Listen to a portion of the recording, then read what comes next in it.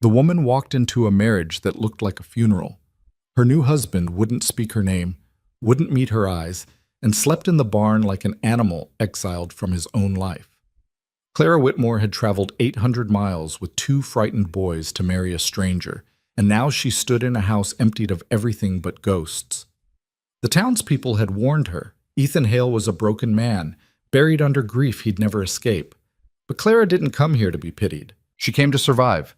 And if survival meant dragging a dead man back to life, then that's exactly what she'd do. If you're watching from your city tonight, drop a comment below and hit that like button. I want to see how far this story travels.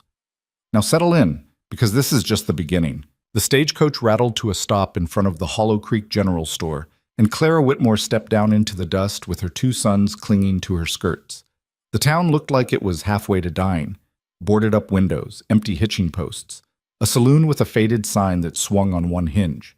The driver handed down her trunk without a word, took his payment, and left her standing there like cargo nobody had ordered. Her younger boy, Thomas, pressed his face into her side. "Mama, where is he?" Clara scanned the street. A few faces peered out from behind curtains.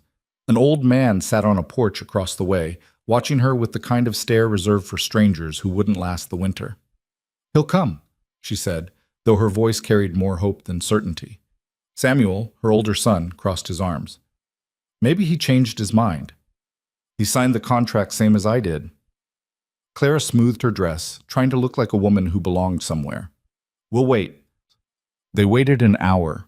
The sun climbed higher, turning the dirt road into a skillet. Thomas sat on the trunk, swinging his legs.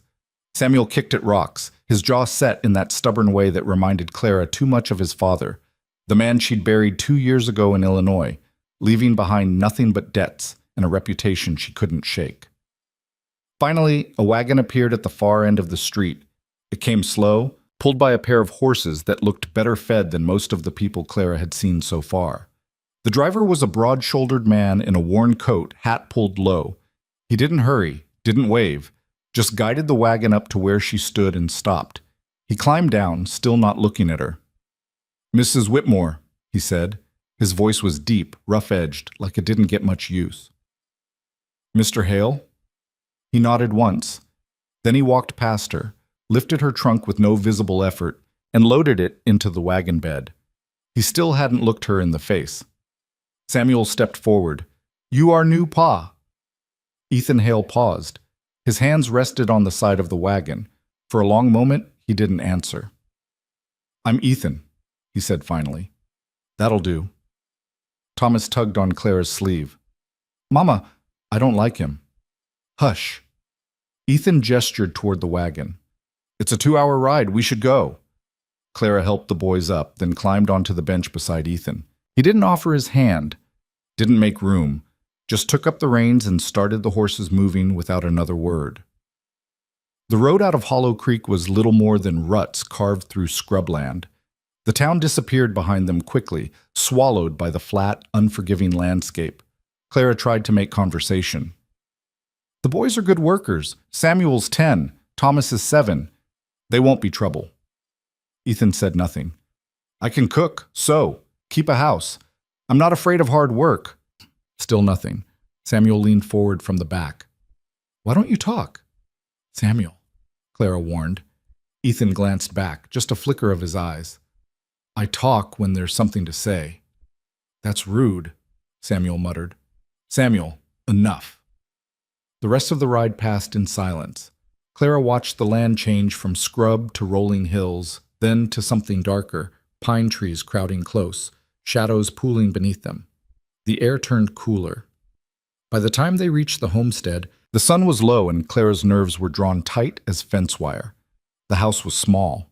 Timber and stone tucked into the edge of a clearing with the forest pressing close on 3 sides. There was a barn, a chicken coop, a well. Everything looked functional. Nothing looked welcoming.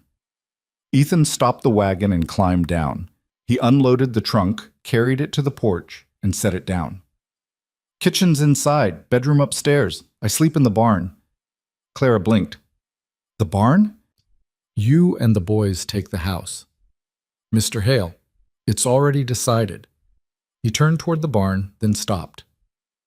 "There's stew on the stove. Help yourself."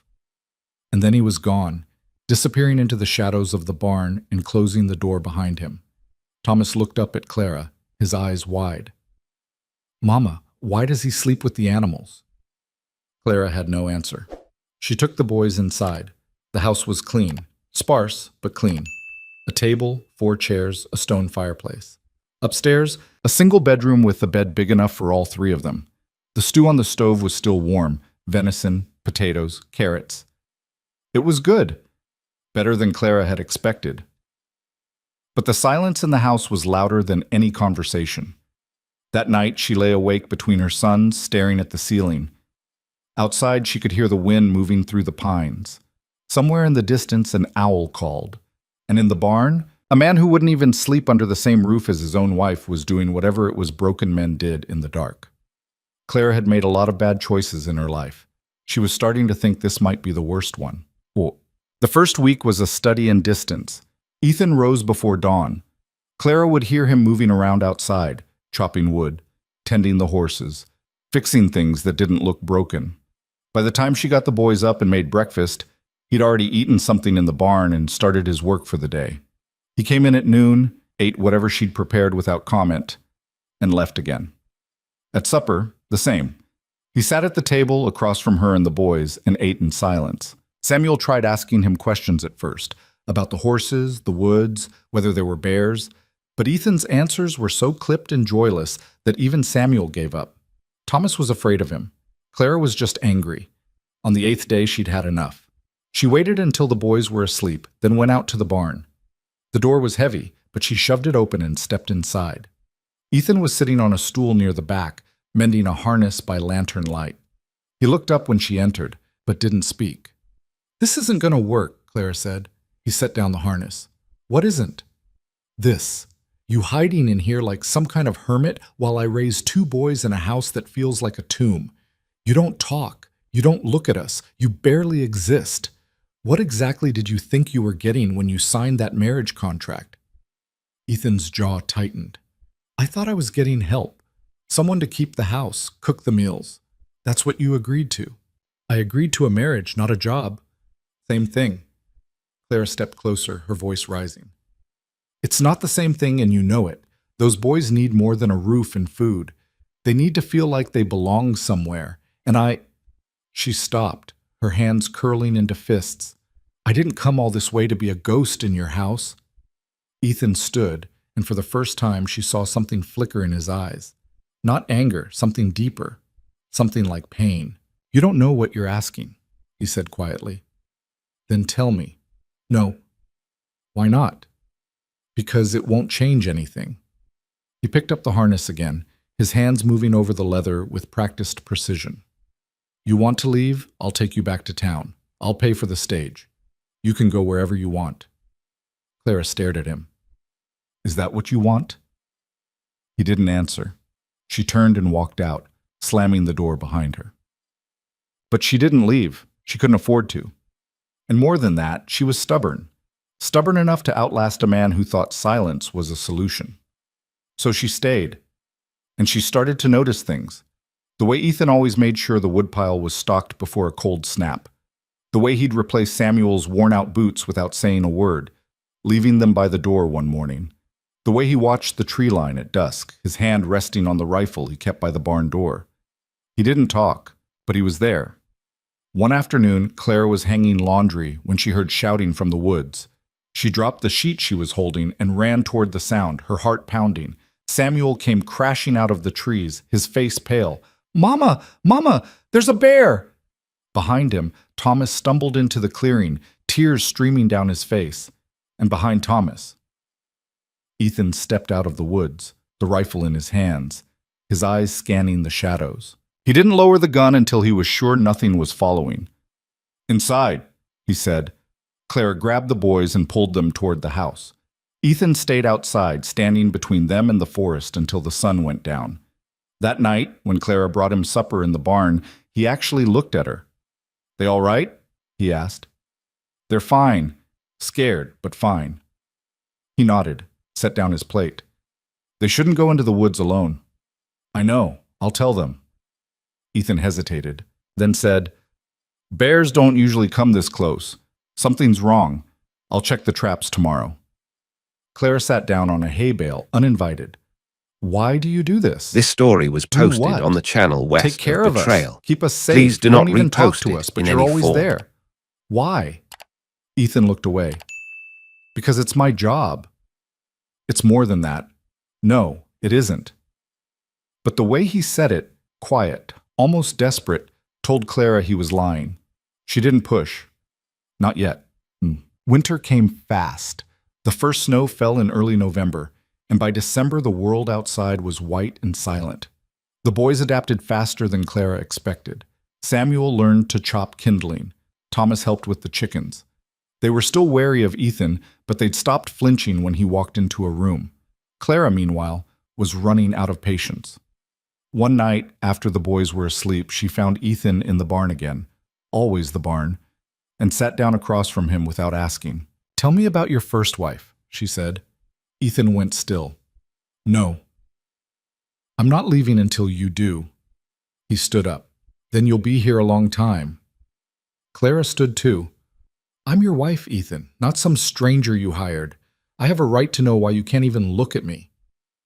"You're not my wife." His voice was low, rough, almost breaking. "You're a contract, that's all." "Then why do you care if my sons go into the woods? Why do you fix their boots? Why do you stand watch every night like something's going to come for us?" "Because I couldn't save them." The words came out like a shout, raw and jagged. Ethan turned away, his hands gripping the edge of the workbench. "I couldn't save them, and I won't." He stopped, took a breath. "I won't go through that again." Clara's heart twisted. "Who?" Ethan didn't answer for a long time. When he finally spoke, his voice was hollow. "Her name was Lily. We had a daughter, Anna. She was 3. He stared at the wall, his knuckles white. "We lived up in the mountains. Higher than this. I thought we'd be safe there. Away from people. Away from everything." "What happened?" "Winter storm. I was out checking the traps. By the time I got back," his voice cracked. "The cabin was buried. I dug for 2 days. Found them together. Lily was holding her." Clara closed her eyes. "I buried them up there," Ethan continued, "under the pines. And I swore I'd never—" He shook his head. "I can't do it again, Clara. I can't care about people and lose them. I can't." Clara stepped forward slowly and placed her hand on his arm. He flinched but didn't pull away. "You're not losing us," she said softly. "We're right here. For now. For as long as you'll have us." Ethan finally looked at her. His eyes were dark, haunted, full of a grief that hadn't faded in years. "I don't know how to do this," he said. "Neither do I," Clara admitted. "But we're doing it anyway." Something shifted after that night. Ethan didn't move into the house, but he started eating breakfast with them. Started answering Samuel's questions, really answering, not just grunting. He taught Thomas how to whistle. He even smiled once when Samuel tried to milk the cow and got kicked in the shin. Clara caught herself watching him, the way he moved, the way he listened, the quiet strength in him that had nothing to do with muscle and everything to do with endurance. She'd married him out of desperation, but somewhere along the way she'd started to see him as more than a contract. One evening in late December, Clara was washing dishes when Ethan came inside, shaking snow from his coat.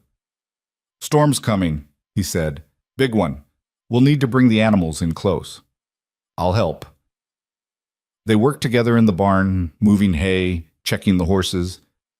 The wind picked up, howling through the gaps in the walls. Clara's fingers were numb by the time they finished. Ethan lit a lantern and hung it from a hook. Then he did something he'd never done before. He looked at her, really looked at her, and said, "Thank you." Clara blinked. "For what?" "For staying, for not giving up on this. On me." She didn't know what to say, so she just nodded. Ethan reached out, hesitated, then gently brushed a strand of hair from her face. His hand lingered for just a moment before he pulled back.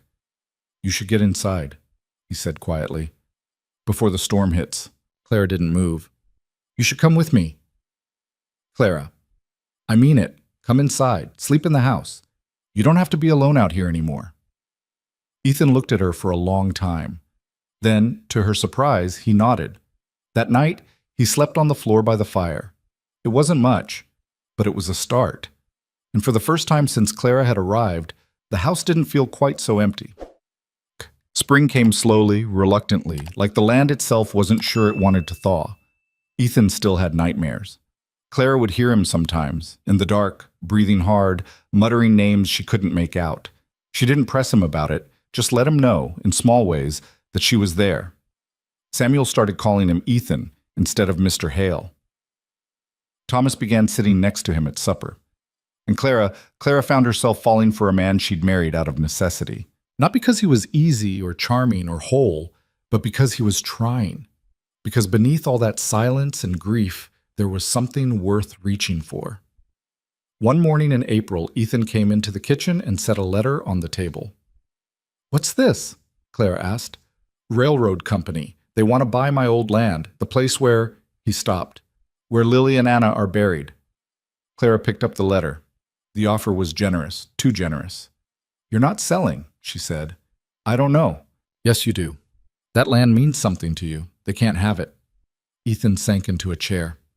"If I don't sell, they'll take it anyway. They've got lawyers, money. I can't fight them." Clara set the letter down, her mind already turning. "Then we'll find another way."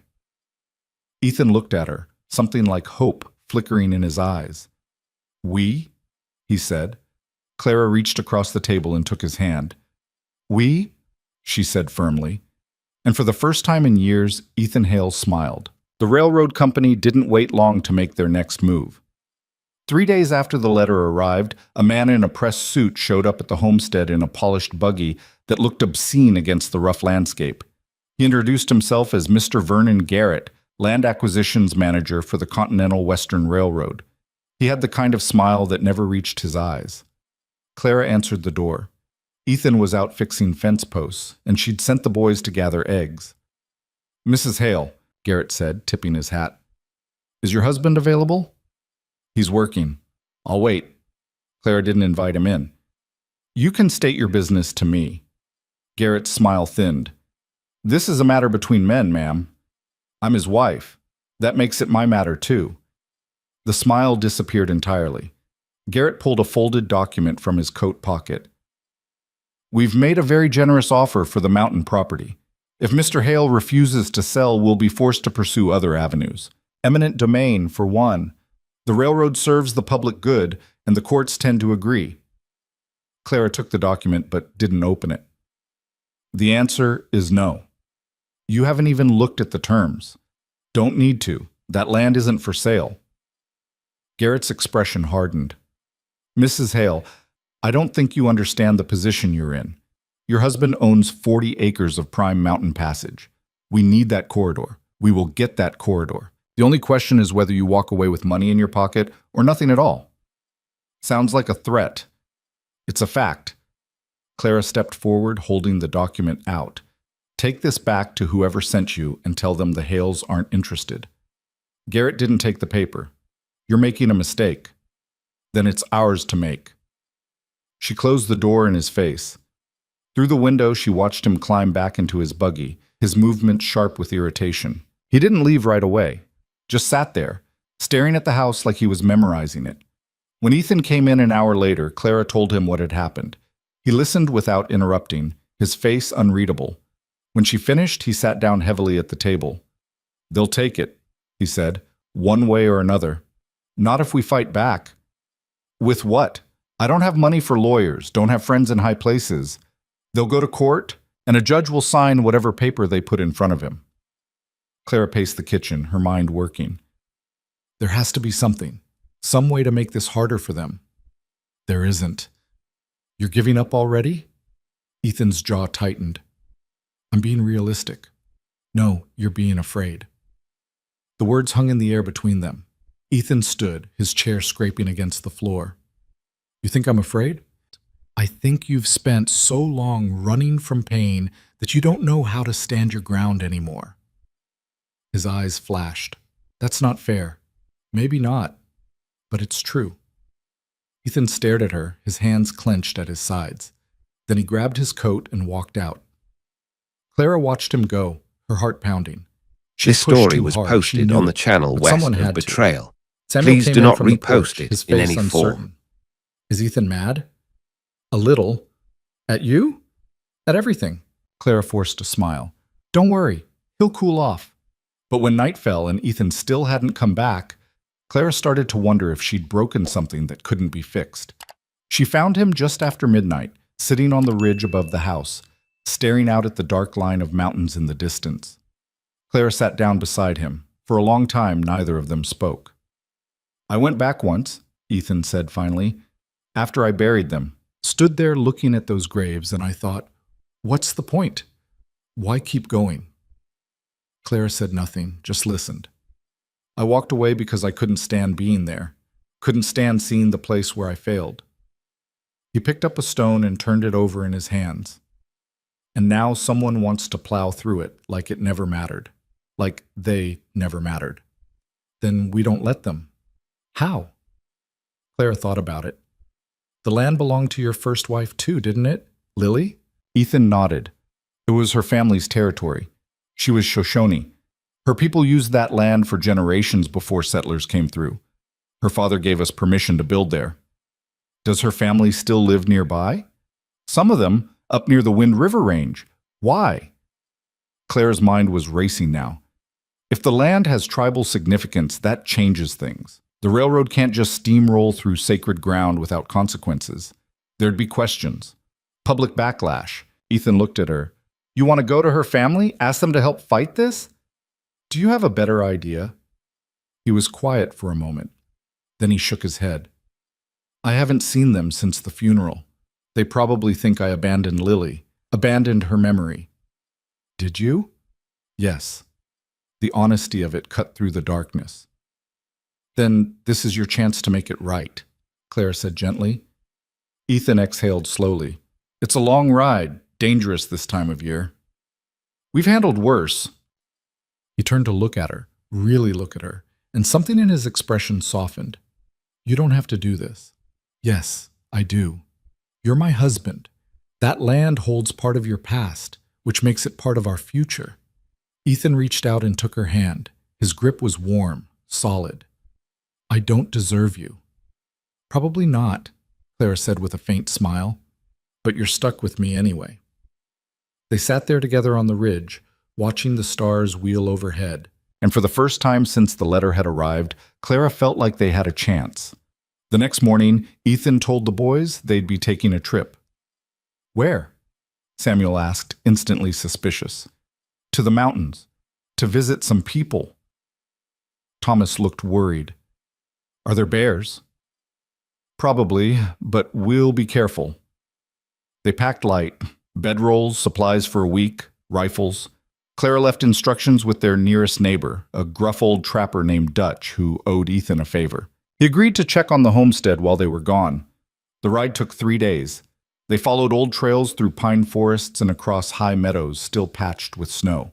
The boys rode in the wagon bed, bundled in blankets, while Clara sat up front beside Ethan. Tell me about Lily, Clara said on the second day. Ethan glanced at her, then back at the trail. Why? Because if I'm going to ask her family for help, I should know who she was. He was quiet for so long Clara thought he wouldn't answer. Then he started talking. She was strong, stronger than me in a lot of ways. Grew up in the mountains, knew how to survive out here better than any white man I ever met. She taught me to track, to read weather, to move through the woods without leaving a trace. His voice softened. She laughed a lot, even when things were hard, especially when things were hard. How did you meet? I was trapping beaver up near the Sweetwater, got caught in a storm, lost my horse, nearly froze to death. Her father found me half dead in a snowbank and brought me back to their camp. Lily was the one who nursed me back. Took weeks before I could walk again. Clara smiled. And you fell in love? Not right away. I was stubborn, thought I didn't need anyone. But she wore me down, said I was too stupid to survive on my own. He paused. She was right. She sounds remarkable. She was. Clara heard the grief in his voice, but also something else. Something lighter. Like talking about Lily didn't hurt quite as much as it used to. Anna looked just like her, Ethan added quietly. Same dark eyes, same laugh. Clara reached over and squeezed his hand. He squeezed back. They reached the Shoshone camp late on the third day. It was smaller than Clara had imagined. A cluster of lodges tucked into a valley with a stream running through it. Smoke rose from cook fires. Children played near the water. A few men stood at the edge of the camp watching their approach with wary eyes. Ethan brought the wagon to a stop and climbed down slowly. One of the men stepped forward. He was older, maybe 60, with gray streaking through his long hair and a face carved by wind and time. "Ethan Hale," the man said. His voice was flat. "Didn't think we'd see you again." "Hello, Joseph." Joseph looked past Ethan to Clara and the boys. "You bring a new family to show us?" "This is my wife, Clara, her sons, Samuel and Thomas." Joseph's gaze lingered on Clara. "You replace Lily fast." Clara felt the sting of the words but kept her face neutral. Ethan's jaw tightened. "It's not like that." "Then what is it like?" "It's complicated." Joseph crossed his arms. "Why are you here, Ethan? I need your help." "Help?" Joseph laughed, but there was no humor in it. "You left my daughter in the ground and disappeared for 5 years. Didn't come back. Didn't send word. And now you need help? I know I don't have the right to ask." "You're damn right you don't." An older woman emerged from one of the lodges. She was small, her hair white, her movements deliberate. She walked up to Ethan and studied his face for a long moment. Then she slapped him. The sound cracked through the camp. Ethan didn't flinch, just stood there and took it. "You dishonor her memory," the woman said in accented English. "You run like a coward." "I know." "You leave her alone in the earth." "I know." The woman's eyes filled with tears. "She loved you. She died loving you, and you leave her." Ethan's voice broke. "I couldn't stay, Dancing Bird. I couldn't." "You could. You didn't." Clara stepped forward, her voice calm but firm. "He's here now." Dancing Bird turned to her. "Who are you?" "His wife. And I'm not here to replace anyone, but I am here to help him do what he should have done years ago." Dancing Bird studied her. "Which is? Protect the land where Lily and Anna rest. Keep it from being destroyed." Joseph frowned. "Destroyed? By who?" Ethan explained. The railroad, the buyout offer, the threat of eminent domain. As he talked, more people gathered. By the time he finished, there were at least 20 listening. An older man with a scarred face spoke up. "The railroad comes through, they'll tear up the whole valley. Not just your land, ours too eventually." "That's what I'm afraid of," Ethan said. Joseph looked at Dancing Bird. Some unspoken conversation passed between them. Then Joseph sighed. "Come," he said. "We'll talk by the fire." They spent the evening around the central fire pit, passing a pipe and talking strategy. Clara listened more than she spoke, but when she did speak, people listened. She had a way of framing things that made sense, not just emotionally, but practically. "If the railroad thinks this land is empty, they'll take it without a second thought," she said. "But if it's a burial site, if it has cultural significance, if there are people willing to stand up and say this place matters, that changes the equation. It becomes a public fight, and public fights are harder to win quietly." A younger man named Two Horses leaned forward. "What do you need from us?" "Witnesses," Clara said. "People who can testify that this land has been used by your people for generations, that it's sacred ground, that tearing through it would be a desecration." "White courts don't care about our land," someone muttered. "Maybe not," Clara admitted, "but they care about looking bad in the newspapers.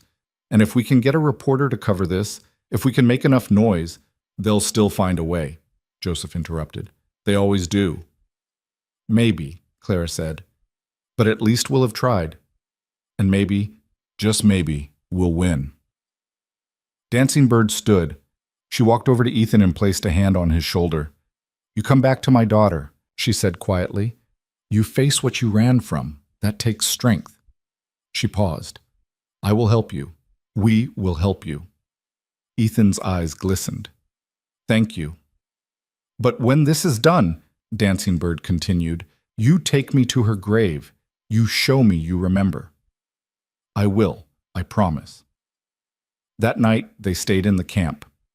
Clara and the boys slept in a lodge that smelled of smoke and sage. This story was posted on the channel west by the of fire with Betrayal. Joseph. Please do not repost in low it in any voices form. until dawn. The next morning, they began the journey back. But this time, they weren't alone. Joseph, 2 horses, and 3 others rode with them, bringing documents, maps, and testimonies written in careful English. On the ride home, Samuel asked Ethan, "Are we going to win?" Ethan looked at the boy, then at Clara. "I don't know, Sam, but we're going to try." "That's all we can do," Clara added. When they reached the homestead, there was another letter waiting. This one wasn't from the railroad. It was from a lawyer in Hollow Creek, a man named Augustus Finch. The letter was brief. "Mr. Hale, I've been retained by the Continental Western Railroad to initiate condemnation proceedings on your mountain property. You have 30 days to vacate and accept payment. Failure to comply will result in legal action." Clara read it aloud, then set it down. 30 days. Ethan's face was grim. "We need to move fast." "Agreed. First thing tomorrow, we ride into Hollow Creek. Find a lawyer of our own. File a counterclaim." "With what money?" Clara thought about it. "We sell something. The horses, maybe. Or—" "No."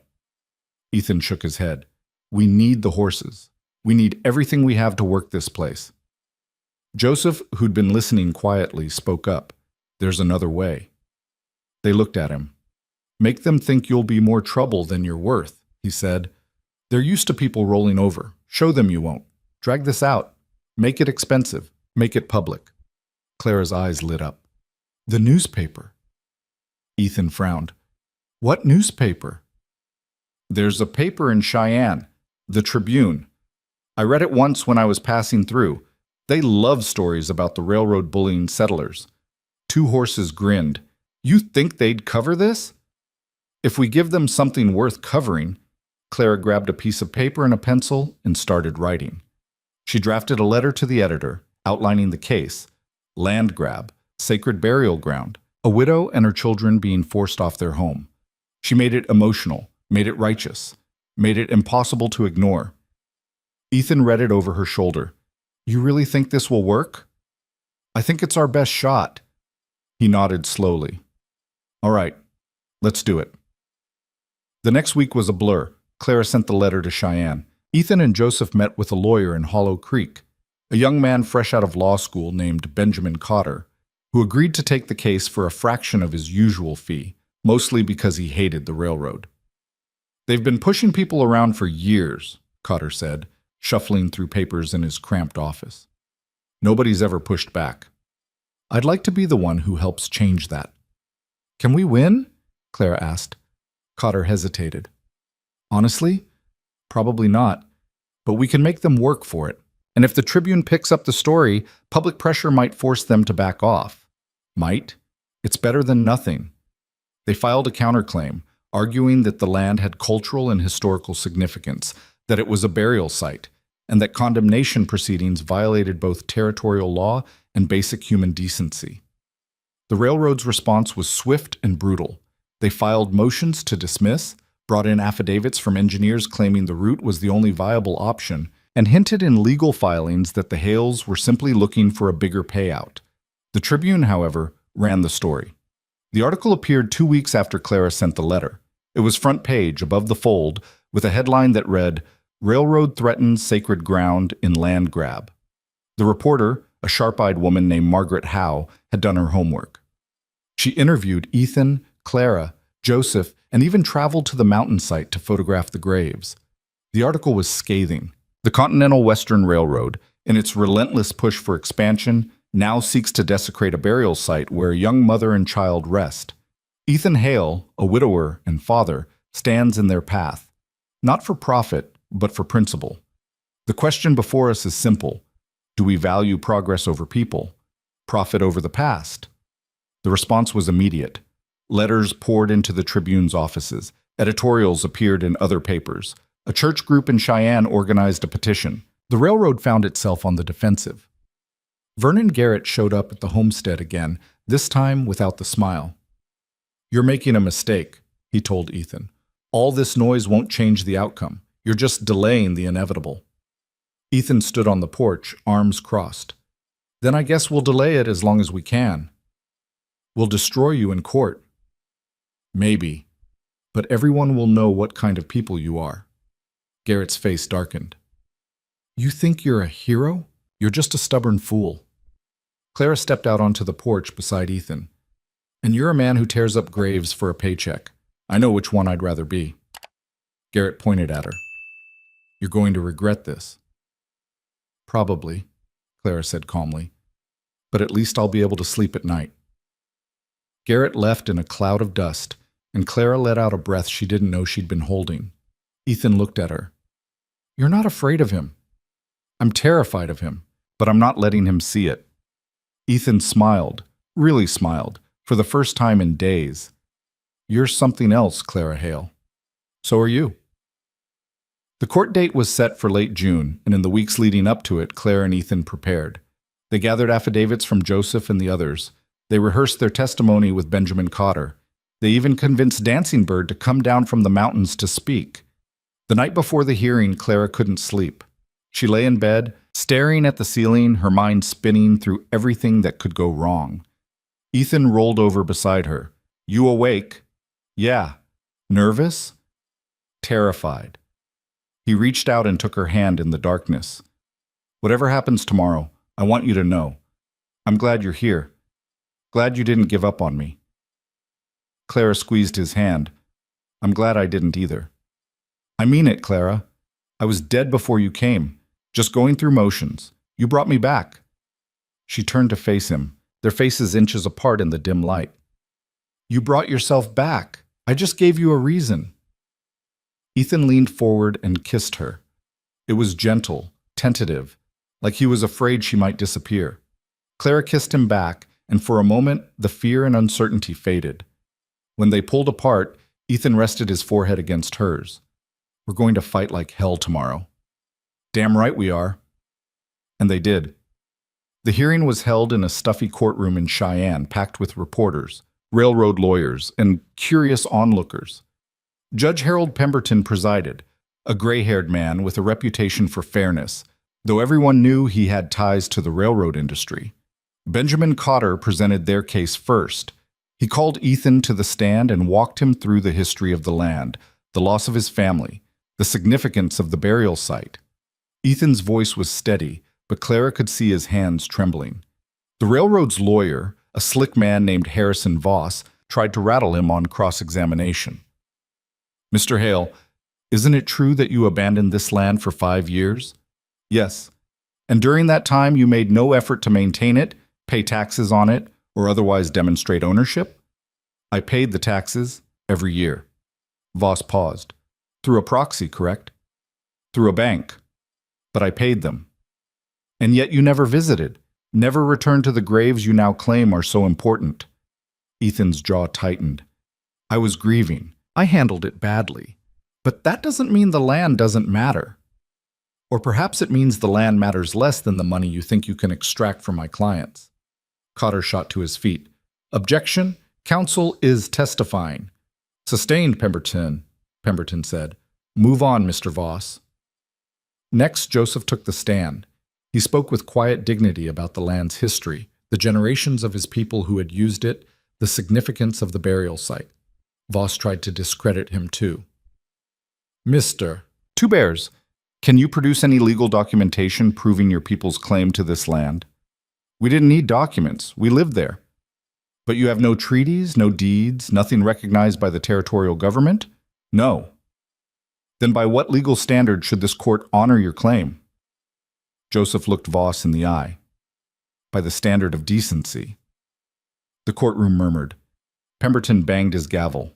Order.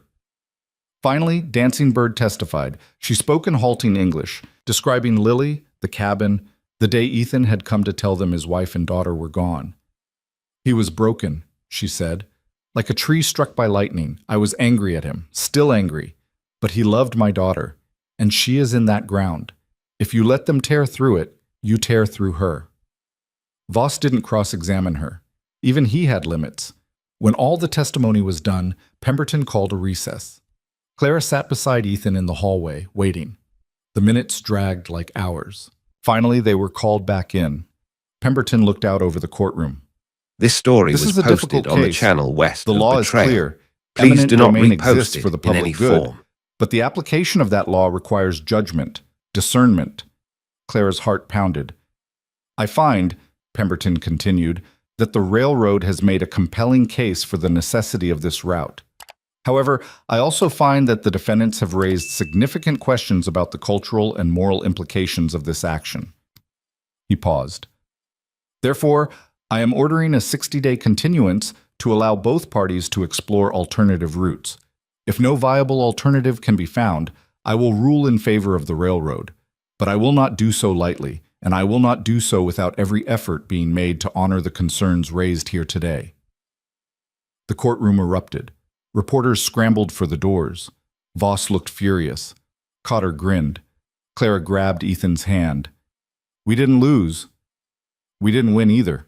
No, but we bought time, and time is something. Outside the courthouse, Margaret Howe cornered them for a quote. Clara gave her one. This isn't about stopping progress. It's about making sure progress doesn't crush the people who built this country in the first place.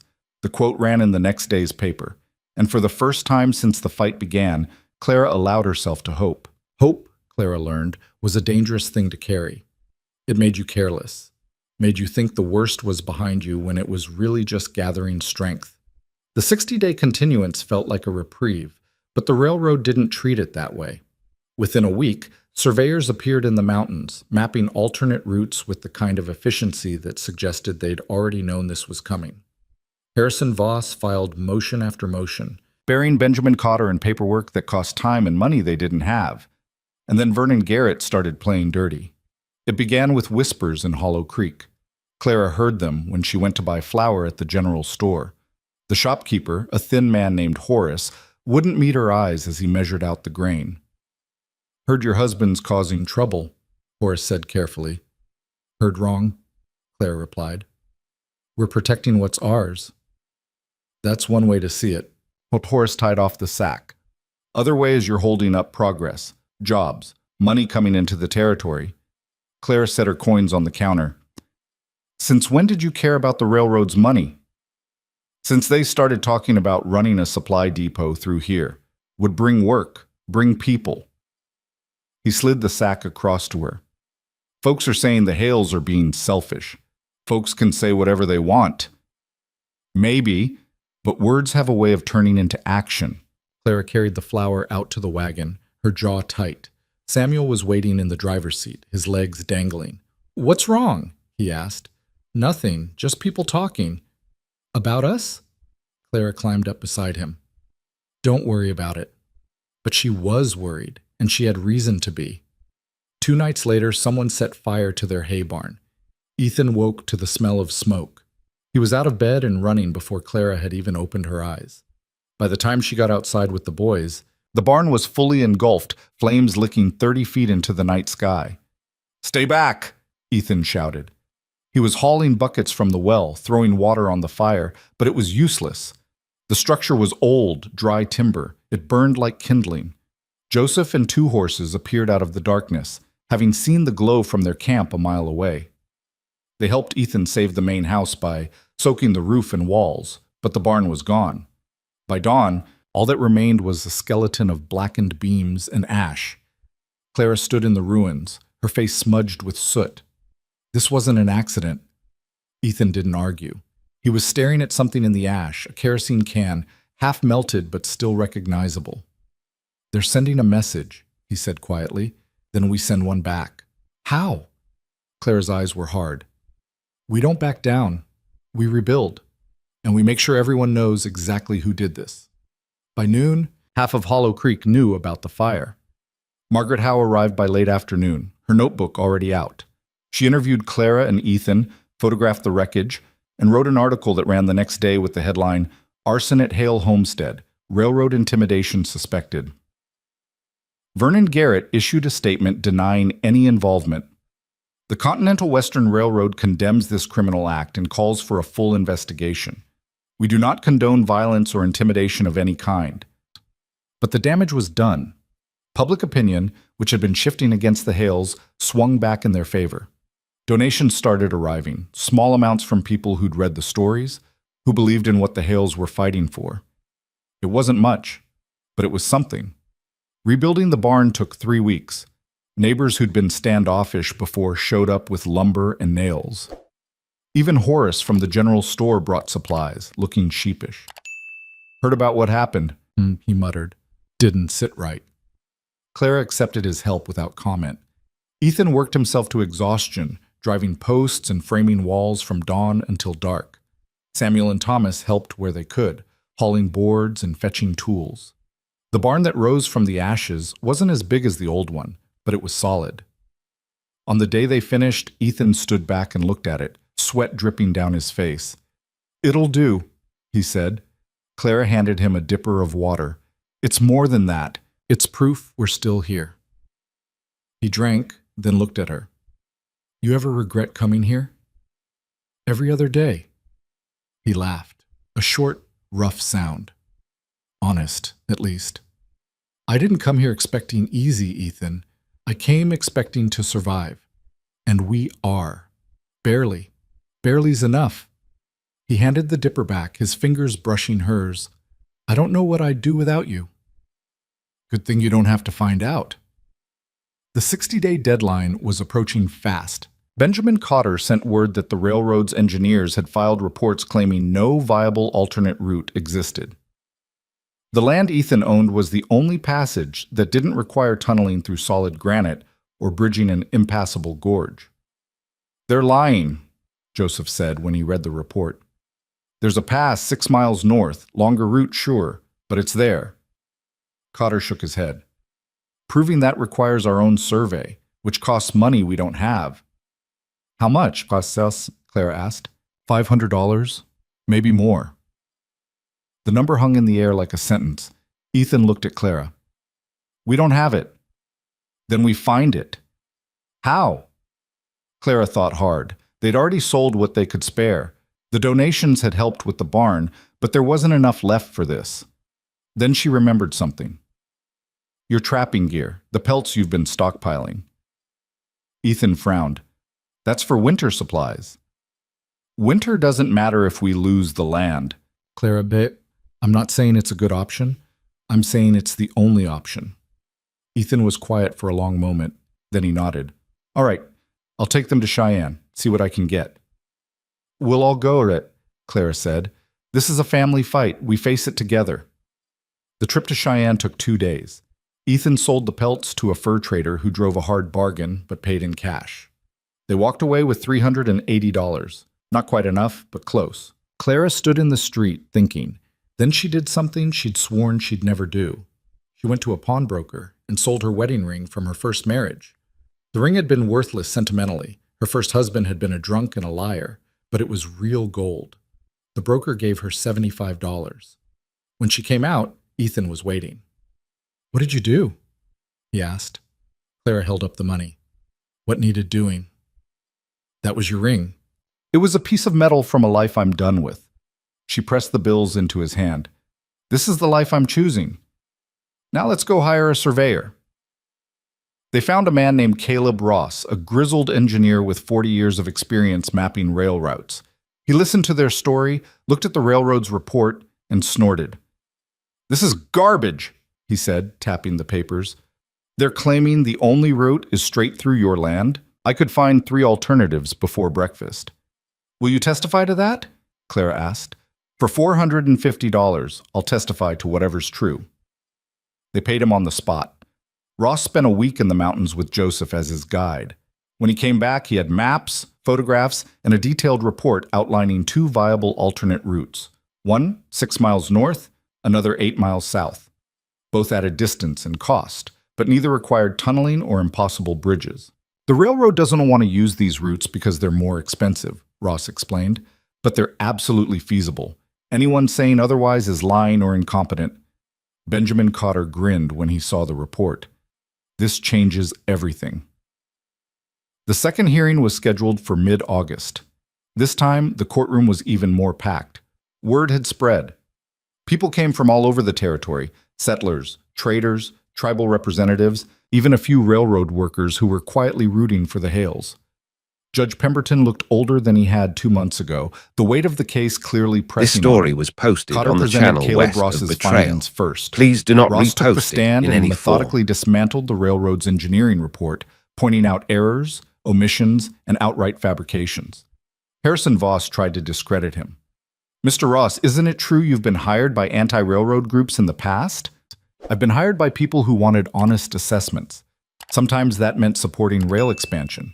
Sometimes it meant opposing it. But you have a bias against the railroad industry. I have a bias against bad engineering and dishonest reporting. If that makes me anti-railroad, so be it. The courtroom murmured approvingly. Next, Joseph testified again, this time bringing tribal elders who spoke about the historical significance of the valley. They brought artifacts, arrowheads, pottery, tools, proving their people had used the land for generations. Voss tried a different tactic. Mr. Two Bears, if this land is so sacred, why did you allow Mr. Hale to build a cabin there? Because Lily was one of us. She chose to live there with her husband. We honored her choice. And now you're dishonoring it by fighting to keep it undeveloped. Joseph's eyes flashed. We're honoring it by keeping it from being torn apart for profit. Then it was Clara's turn. Cotter had prepped her carefully, but nothing could prepare her for the feeling of sitting in that chair with hundreds of eyes on her. Voss approached like a predator circling prey. Mrs. Hale, you married Mr. Hale under what circumstances? Proxy marriage. I was widowed, needed a fresh start. He needed help on his homestead. A business arrangement. At first, yes. And now? Clara looked at Ethan, sitting in the gallery. Now it's more than that. How convenient. A marriage of convenience becomes a love story just when there's money and attention at stake. Cotter stood. Objection. Counsel is editorializing. Sustained. Voss changed direction. Mrs. Hale, you've been very vocal in the press, very strategic in garnering public sympathy. Isn't this whole fight really about extracting a larger settlement from the railroad? No. Then what is it about? Clara leaned forward. It's about a man who lost everything and finally found the courage to protect what's left. It's about honoring the people buried in that ground. And it's about not letting powerful men steamroll over anyone who gets in their way. Very poetic, but the reality is the railroad serves the public good. It brings commerce, jobs, connection. Your husband's attachment to 40 acres of wilderness doesn't outweigh that. Maybe not in your eyes, but in ours it does, and we have a right to fight for it. Voss smiled thinly. Even if you lose? Especially then. The courtroom erupted in applause. Pemberton banged his gavel, but he didn't look displeased. When Clara stepped down, her hands were shaking. Ethan met her at the railing. You were perfect, he whispered. I was terrified. Didn't show. The final witness was Ethan himself. Cotter walked him through the history one more time, meeting Lily, building the cabin, the storm, the loss, the years of grief and running. Why come back now? Cotter asked. Because I was tired of running, tired of being afraid, and because Clara showed me that the past doesn't have to own you. You can honor it without being buried by it. Voss's cross-examination was brutal. He hammered on Ethan's absence, his failure to maintain the land, his sudden interest in protecting it only when money was involved. Mr. Hale, you claim this is about honoring your late wife, but you abandoned her grave for 5 years. You didn't visit, didn't maintain it, didn't even tell her family where you were. How is that honor? Ethan's voice was quiet but steady. It's not. I failed her, I know that, but I'm trying to make it right now. A little late, don't you think? Yes, but better late than never. Voss pressed harder. Isn't the truth that you're using your dead wife as leverage, that you're exploiting her memory for financial gain? Ethan's hands clenched on the arms of the chair. If you think that, you don't understand anything about this. Then help me understand. Why should this court side with you, a man who walked away from his responsibilities, over a railroad that will bring progress and prosperity to thousands? Ethan looked out at the courtroom, at Clara, at Joseph and Dancing Bird, at the reporters and strangers who'd come to see how this would end. Because some things matter more than progress, he said. Some things are worth protecting even if it costs you everything. And if we lose that, if we decide that nothing is sacred, that everything can be bought or bulldozed, then what's the point of any of it? The room was silent. Voss had no response. Pemberton called a recess. This time the wait was longer. Hours stretched into evening. Clara and Ethan sat on a bench outside the courthouse, watching the sun sink below the horizon. "Whatever happens," Ethan said, "I want you to know this was worth it. Fighting for this, having you beside me, all of it." Clara took his hand. "We're not done yet." Finally, they were called back in. Pemberton looked exhausted. He shuffled papers, cleared his throat, and began. "This court has reviewed all testimony, exhibits, and legal arguments. The question before us is not simple. The law grants the railroad significant authority under eminent domain. But the law also requires that such authority be exercised with care, with consideration for those affected, and with genuine necessity." Clara held her breath. "The railroad has argued that the route through Mr. Hale's property is the only viable option. However, the evidence presented by Mr. Ross conclusively demonstrates that alternative routes exist. They are more expensive, yes. More difficult, yes. But they are viable." Voss shifted in his seat. "Furthermore," Pemberton continued, "this court finds that the cultural and historical significance of the land in question cannot be dismissed. The graves of Mrs. Lily Hale and her daughter Anna represent not just personal loss, but a connection to the indigenous people of this territory whose presence predates all of us." He paused, and Clara felt her heart hammering. "Therefore, I rule in favor of the defendants. The railroad's petition for condemnation is denied. The Continental Western Railroad is ordered to pursue one of the alternate routes identified in Mr. Ross's survey." The courtroom exploded. Reporters bolted for the doors. People cheered. Dancing Bird wept openly. Joseph clapped Ethan on the shoulder so hard he nearly knocked him over. Claire just sat there, stunned. They'd won. Against all odds, against all money and power and pressure, they'd won. Voss was on his feet shouting objections, but Pemberton shut him down. "This court has ruled, Mr. Voss. If you wish to appeal, that is your right, but for now, the decision stands." Outside the courthouse, Margaret Howe cornered them for one last interview. "How do you feel?" she asked, pencil poised. Clara looked at Ethan, then back at Howe. "Grateful, exhausted, and ready to go home." "What's next for you?" Ethan answered. "We're going to the mountains, to honor the people buried there, and then we're going to live." The article ran the next day. The headline read, "David defeats Goliath. Hales win fight against railroad." But for Clara and Ethan, the victory felt fragile. Voss had promised an appeal. The railroad had deep pockets and long reach. This might not be over. Still, they'd bought time. And more than that, they'd proven something. They'd proven they could stand. The journey to the mountain cabin took 4 days. This time, the whole family went. Clara, Ethan, Samuel, Thomas, Joseph, Dancing Bird, 2 horses, and several others from the tribe. When they reached the valley where the old cabin had stood, Clara's breath caught. The place was overgrown, reclaimed by forest. The cabin itself was a ruin. Roof collapsed, walls crumbling. But the graves were still there, marked by simple wooden crosses weathered gray by time. Dancing Bird walked to the graves and knelt. She placed her hands on the earth and spoke in her native tongue, words Clara couldn't understand but felt in her bones. Ethan stood frozen, staring at the crosses. Clara touched his arm gently. "You ready?" she asked. He nodded, though his face was pale. Together, they walked to the graves. Ethan knelt, his hands trembling as they touched the markers. "I'm sorry," he whispered. "I'm so sorry I left you here alone." Clara knelt beside him, her hand on his back. "I brought someone," Ethan continued, his voice breaking. "Her name is Clara. She's strong, stronger than me.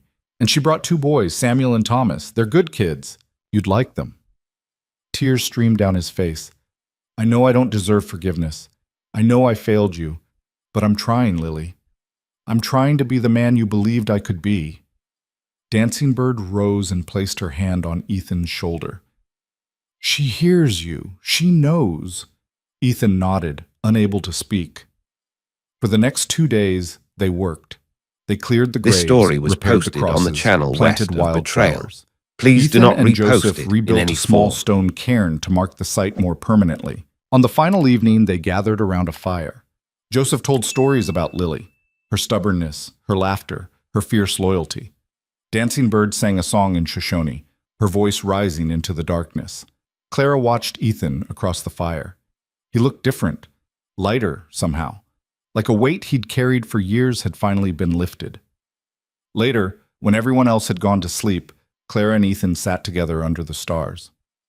"Thank you," Ethan said. "For what?" "For making me come back here, for not letting me run anymore." Clara leaned her head on his shoulder. "You would have come back eventually." "Maybe, but I wouldn't have survived it without you." They sat in silence for a while, listening to the wind in the pines. "What do we do now?" Clara asked. Ethan thought about it. "We live here, rebuild the cabin, make this place a home again. Not just for ghosts, but for us, for the boys." "You want to leave the other homestead?" "We'll keep it. Use it in the winter, maybe, but this," he gestured at the valley, "this is where I need to be, where we need to be." Clara considered it. The valley was remote, harsh, difficult, but it was also beautiful, and it was theirs. "All right," she said. "Let's build something here." They started the next morning. With help from Joseph and the others, they began clearing the ruins of the old cabin. Ethan salvaged what he could. Timbers that were still solid, the old stone fireplace. The rest they hauled away. Samuel and Thomas threw themselves into the work with surprising enthusiasm. Thomas found Lily's old garden plot and insisted on replanting it. Samuel helped Ethan mark out the foundation for the new cabin. Clara watched her boys and felt something shift inside her. They weren't just surviving anymore. They were building. They were becoming a family. The new cabin took shape over weeks. It was larger than the old one, big enough for all of them, with a loft for the boys and a real bedroom for Clara and Ethan. They used local timber, riverstone, and sweat. Dancing Bird visited often, bringing food and supplies, teaching Clara about the plants that grew in the mountains, the rhythms of the seasons. Slowly, tentatively, a bond formed between them, not mother and daughter, but something close. One afternoon, Dancing Bird took Clara aside. "You're good for him," she said. Clara smiled. "I hope so." "You are. Lily would approve." The word struck Clara harder than she expected. She'd been so focused on not replacing Lily that she hadn't considered whether Lily would have wanted Ethan to be happy again. "Thank you," Clara said quietly. "You honor her memory by loving him, by giving him a reason to live again." Dancing Bird touched Clara's cheek. "That is a gift." By September, the cabin was finished. It wasn't fancy, rough-hewn and sturdy, built to withstand mountain winters, but it was home. They moved in on a clear, cold morning. Ethan carried Clara over the threshold, and she laughed, actually laughed, at the absurdity and sweetness of it. That night, they lay in their new bed, listening to the boys' soft breathing from the loft. "We did it," Clara whispered. "We did. Now what?" Ethan pulled her close. "Now we live." And they did. But living, Clara was learning, was never simple. The railroad's appeal was still pending. Winter was coming. And somewhere out there, Vernon Garrett and Harrison Voss were planning their next move. For now, though, they had this: a cabin in the mountains, a family, and each other. It would have to be enough. The first snow came early that year, dusting the valley in white before October had even ended. Clara stood on the porch of the new cabin, watching the flakes drift down through the pines, and felt a strange mix of peace and dread. They'd built something here, something real. But she knew it wasn't over. Victory in court didn't mean the railroad had given up. It just meant they'd have to find another way. She was right. The letter arrived in mid-November, delivered by a rider who looked uncomfortable with his errand. Clara signed for it and opened it at the kitchen table while Ethan was out checking traps. It wasn't from the railroad's lawyers. It was from a land development company called Frontier Holdings, offering to purchase the mountain property for twice what the railroad had offered. The letter was polite professional, and utterly transparent in its intent. When Ethan came home that evening, stamping snow from his boots, Clara handed him the letter without a word. He read it, his jaw tightening with each line. Then he crumpled it and threw it into the fire. "They think we're stupid," he said. "They think we're desperate. Same thing in their eyes." Ethan sat down heavily. Frontier Holdings is probably owned by the railroad or funded by them. They figure if they can't take the land by force, they'll buy it through a shell company. What do we do? Ignore it. Clara shook her head. They won't stop. If this doesn't work, they'll try something else. They've got too much invested to walk away now. Ethan stared into the fire. Then we keep fighting. For how long? As long as it takes. But Clara could see the exhaustion in his eyes. The court battle had drained them, financially, emotionally. They'd won, but the cost had been steep. And now the thought of starting all over again felt like staring at a mountain they didn't have the strength to climb. Samuel came downstairs, rubbing sleep from his eyes. "What's wrong?" "Nothing," Clara said quickly. "Go back to bed." "I heard you talking about fighting." Ethan looked at the boy. "It's grown-up business, Sam." "It's about the railroad, isn't it? About them trying to take our land?" Clara and Ethan exchanged a glance. Samuel was 10, but he wasn't a child anymore. The past year had aged him in ways that hurt to see. "Yeah," Ethan admitted. "It's about that." Samuel crossed his arms. "Then I want to help." "Sam, I'm not a baby. This is our home too, mine and Thomas's. We should get to fight for it." Ethan's expression softened. "You're already helping, just by being here, by being strong." "That's not enough." "It is," Clara said gently. "Sometimes just holding on is the bravest thing you can do." Samuel looked like he wanted to argue, but Thomas appeared at the top of the stairs, voice small and worried. "Are we leaving again?" "No," Clara said firmly. "We're not leaving, not ever." Thomas came down and climbed into Clara's lap, even though he was getting too big for it. She held him anyway, and Samuel sat on the floor by Ethan's chair, and they stayed like that until the fire burned low. The next week brought more trouble, this time in a form Clara hadn't anticipated. She'd ridden down to Hollow Creek for supplies, leaving the boys with Ethan. The general store was busy, full of people stocking up before winter closed the passes. Clara was loading flour and salt into her saddlebags when she overheard two men talking near the counter. "Heard the territorial governor's getting involved," one said. "Railroad's been putting pressure on him, jobs, tax revenue, all that. What's he going to do? Word is he's considering an executive order, override the court decision, push the condemnation through anyway." Clara's blood ran cold. She turned and walked up to the men. "Excuse me, what did you just say about the governor?" The men looked at her, recognition flickering in their eyes. One of them, a rancher named Talbot, cleared his throat. "Just rumors, Mrs. Hale." "What kind of rumors?" "The railroad's been lobbying hard. They've got friends in high places. Some folks are saying Governor Hendricks might step in." "Can he do that? Overrule a court decision?" Talbot shrugged. "He's the governor. He can do a lot of things." Clara finished loading her supplies in silence, her mind racing. When she got back to the cabin, Ethan was splitting wood. She told him what she'd heard. "That's not legal," Ethan said, sinking the axe into a log. "A governor can't just override a judicial ruling. Legal and possible are two different things. If Hendricks wants to push this through, he'll find a way to justify it." Ethan pulled the axe free. "Then we go to Cheyenne, talk to him directly." "You think he'll listen?" "Probably not, but we have to try." They made the trip the following week, leaving the boys with Joseph and Dancing Bird. The ride to Cheyenne was long and cold, the roads already turning muddy with snowmelt and freeze cycles.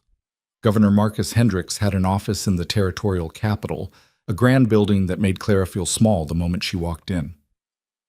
They waited for 2 hours on a hard bench before a clerk finally ushered them into the governor's chambers. Hendricks was a portly man in his 50s with mutton-chop whiskers and the kind of friendly smile politicians wore like armor. He shook Ethan's hand, nodded politely to Clara, and gestured for them to sit. "Mr. and Mrs. Hale, I've read about your case. Quite a battle you fought." We're here because we've heard rumors, Clara said, not bothering with pleasantries, that you're considering an executive order to override the court's decision. Hendrick's smile didn't waver. Rumors are a common affliction in This politics, story was Mrs. posted Hale. on the channel That's west not of an betrayal. answer. No, Please do it's not not. repost it in any He form. leaned back in his chair. Let me be frank with you. The Continental Western Railroad represents the future of this territory. It brings commerce, connects communities, creates opportunity. Your case, while sympathetic, affects a very small number of people. So you're considering it, Ethan said. I'm considering what's best for the territory as a whole. And what about what's best for the people who actually live here, the ones who built their lives before the railroad showed up? Hendrick sighed. Mr. Hale, I understand your attachment to that land. Truly, I do. But progress requires sacrifice. Sometimes individual interests must yield to the greater good. Clara felt her anger rising. That's easy to say when it's not your family buried in the ground they want to tear through. I'm aware of the personal nature of this for you, but my responsibility is to the entire territory, not to one family's grief. Then let me ask you something, Governor. Clara leaned forward. How much did the railroad pay you? Hendrick's face darkened. That's an outrageous accusation. Is it? Because from where I'm sitting, it looks like you've already made up your mind. You're just waiting for the right moment to sign whatever the railroad puts in front of you. Mrs. Hale, I suggest you watch your tone. Ethan put a hand on Clara's arm, but she shook him off. I'll watch my tone when you start acting like a public servant instead of a railroad employee. Hendrick stood. This meeting is over.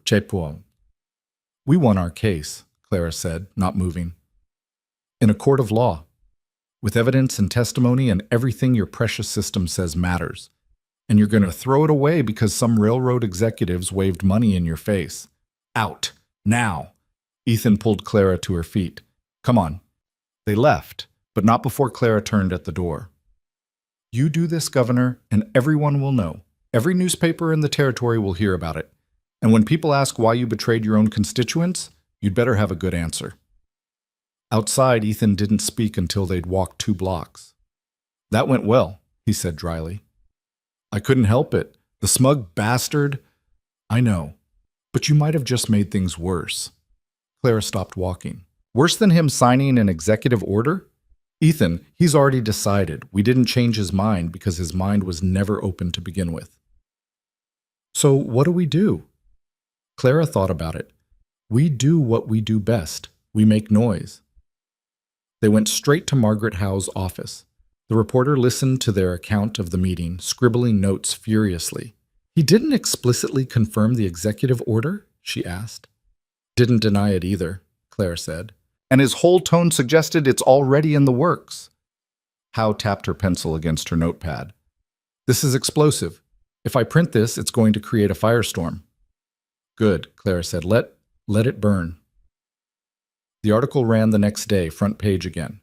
The headline read, Governor Hendricks poised to override court, favor railroad over settlers.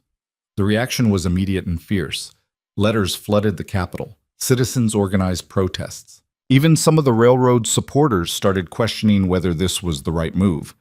But Hendricks didn't back down. 2 weeks later, he issued the executive order. The document was dense with legal language, but the core was simple. In the interest of territorial development and public welfare, the governor was authorizing the Continental Western Railroad to proceed with land acquisition through eminent domain, notwithstanding previous court rulings. Benjamin Cotter called it a travesty. This is an abuse of executive power. We'll challenge it immediately. How long will that take? Ethan asked. Months. Maybe longer. We don't have months. They'll start surveying the land as soon as the snow melts. Cotter spread his hands helplessly. Then I don't know what to tell you. Legally, we're in uncharted territory. The governor has broad powers, but this is unprecedented. Clara felt the ground shifting beneath her again. Every time they built something, someone tore it down. That night, she couldn't sleep. She lay in bed beside Ethan, listening to him breathe, and wondered how much more they could endure. They'd given everything to this fight. Money, time, peace of mind. And for what? To watch it all get stripped away by a politician's signature? She must have dozed off eventually because she woke to the sound of voices outside. Ethan was already up, pulling on his pants and reaching for his rifle. "Stay here," he whispered. Clara ignored him and followed. Outside, a group of riders sat on horses at the edge of the clearing. Dawn was just breaking, the sky pale and cold. Clara counted 6 men, all armed. Vernon Garrett sat at the front, looking tired and grim. "Mr. Hale?" he called. "We need to talk." Ethan raised the rifle. "You're on my property. Get off." "We have authorization from the governor's office. As of this morning, this land is under railroad claim." "Like hell it is." Garrett pulled out a folded document. "It's all legal. You can read it if you want, but the end result is the same. You have 72 hours to vacate. After that, we begin demolition and construction." Clara stepped forward. "You're not touching this cabin. Mrs. Hale, I don't want this to get ugly, but we have a job to do, and we will do it, with or without your cooperation." "Then you'll do it over our dead bodies." One of the other riders laughed. Garrett silenced him with a look. "Don't be dramatic," Garrett said. "This is business, just business." "It's our home," Clara said. "Our family, our life. That's not business." Garrett's expression softened slightly. "I know you fought hard. I know this matters to you, but you've lost. The governor's order is final. There's nothing left to fight." "There's always something left to fight," Ethan said quietly. Garrett sighed. 72 hours, Mr. Hale. Use them wisely." He turned his horse and rode off, the others following. Clara and Ethan stood in the clearing, watching them disappear into the trees. "What do we do?" Clara asked. "I don't know." For the first time since she'd known him, Ethan sounded defeated. But Clara wasn't ready to give up. Not yet. She rode to the tribal camp that afternoon, leaving Ethan with the boys. Joseph and Dancing Bird listened to her account, their faces growing darker with each detail. "The governor has no right," Joseph said. "This land was never his to give. Legally, it was Ethan's, and now the territory's claiming eminent domain." Dancing Bird stood abruptly. "Then we make it impossible for them." "How?" "We occupy the land. All of us. They can't demolish a cabin with people living in it, not without risking a massacre, and even this governor won't go that far." Clara stared at her. "You'd do that? Put yourselves in danger for us?" "This is not just for you," Dancing Bird said. "This is for all of us. If they take this land, they will take more. They always do. We draw the line here." By the next morning, 20 people from the tribe had arrived at the cabin. They set up lodges around the property, built cook fires, and made it clear they weren't leaving. Garrett returned that afternoon with a larger group, 10 men this time, some of them armed. "What is this?" he demanded. "A peaceful occupation," Clara said. "We're not leaving, and neither are they. This is railroad property now.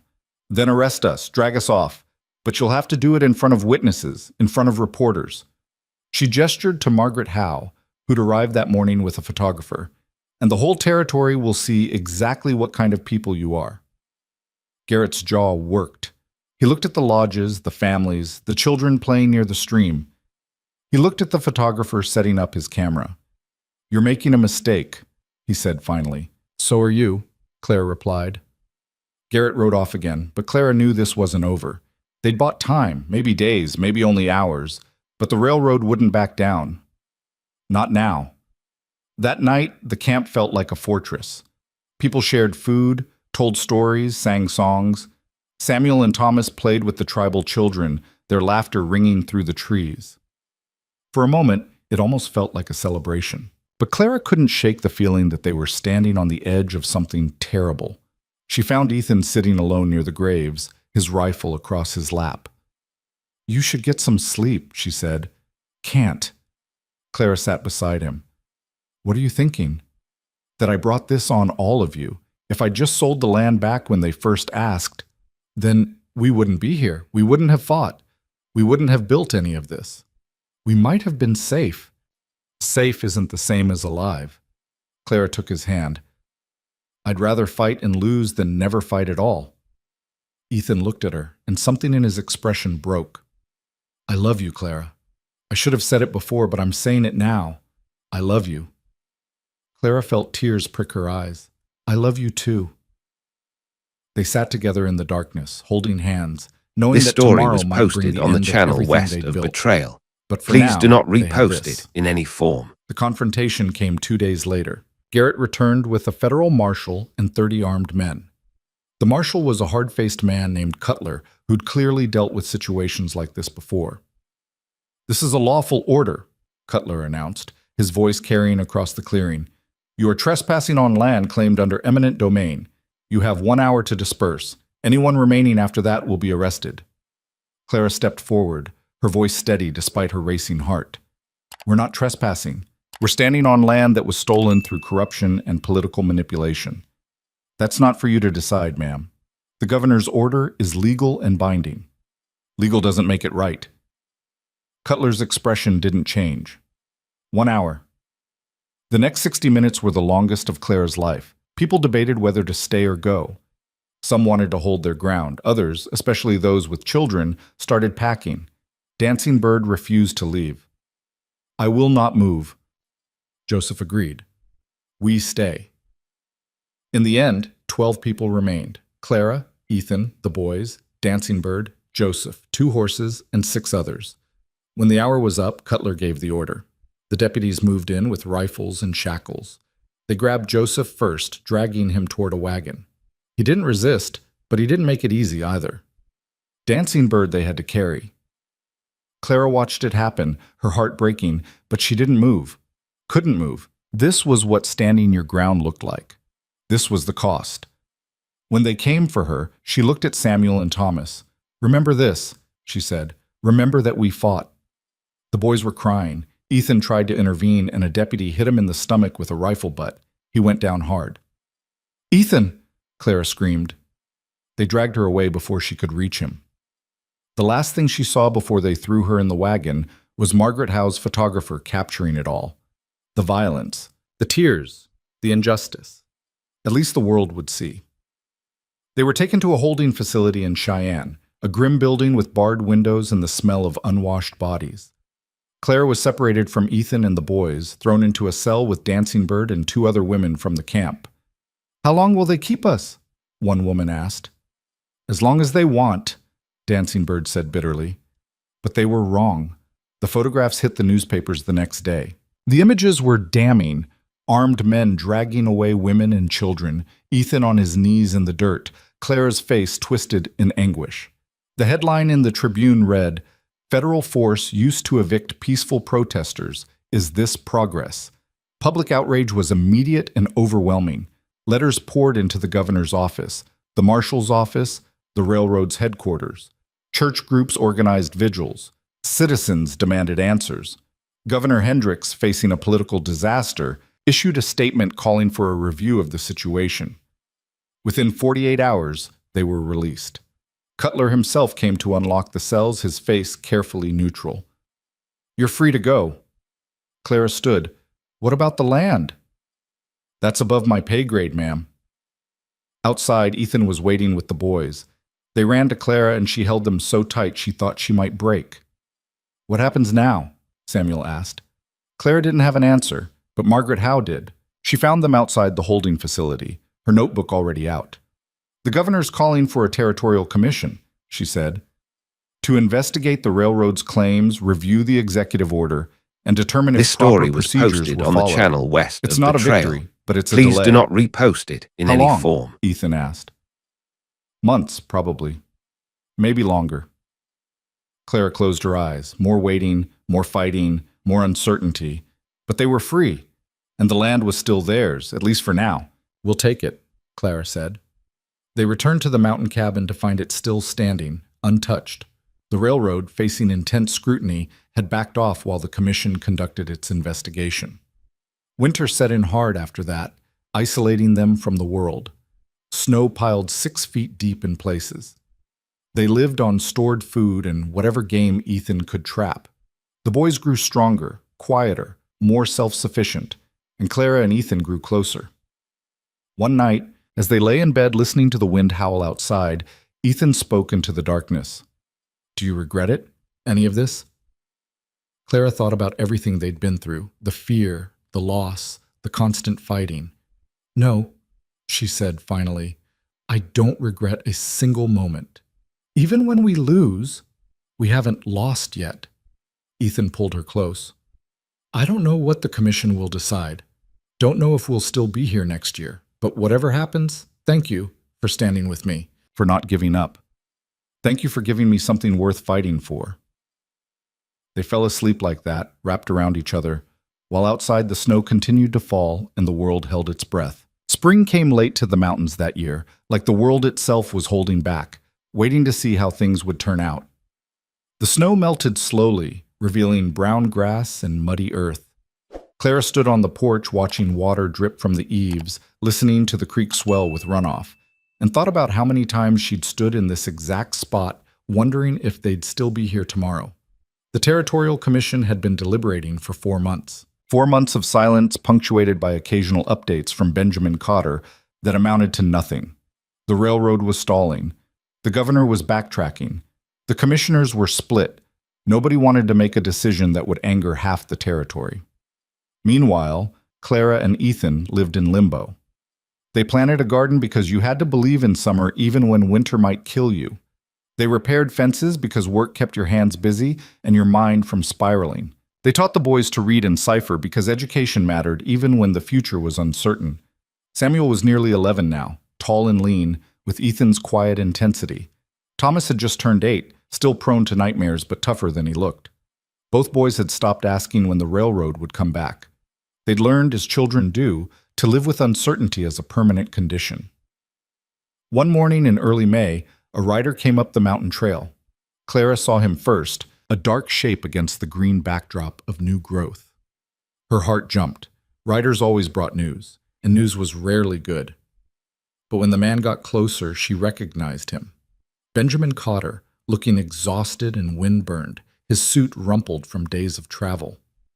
Ethan came out of the barn, wiping his hands on his pants. Ben, what brings you up here? Cotter dismounted, his legs stiff. The commission reached a decision. Clara felt the world tilt. And? They're split 3-2, which means no consensus. Ethan's shoulders sagged. So nothing changes. Not exactly. Cotter pulled a sheaf of papers from his saddlebag.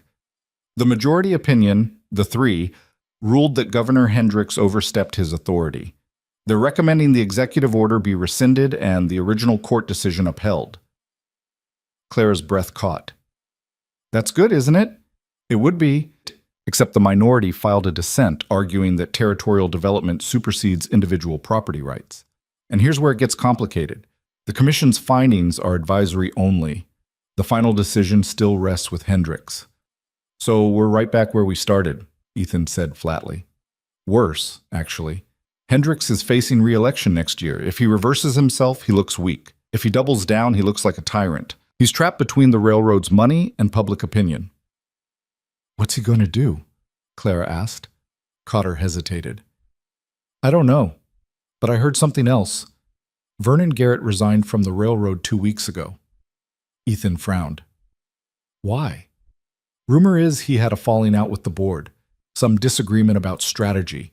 His replacement is a man named Silas Drummond, younger, more aggressive, less interested in public relations. Clara felt a chill. What does that mean for us? It means the railroad's done playing nice. Drummond's already filed new condemnation papers, this time claiming mineral rights. If they can't get the land for the railway, they'll get it for copper mining. There's no copper up here, Ethan said. Doesn't matter, they just need a legal pretext. And mineral rights law is even murkier than eminent domain. Clara looked at Ethan, then back at Cotter. How do we fight this? Honestly, I don't know that we can. Mineral claims bypass a lot of the protections you had before. If Drummond can show even trace evidence of valuable ore, he can force a sale. Ethan's hands curled into fists. Then we make sure he doesn't find any evidence. Ethan, I'm serious. If he sends surveyors up here, we turn them away. If he sends miners, we do the same. They want this land, they'll have to take it by force. And this time, I won't go quietly.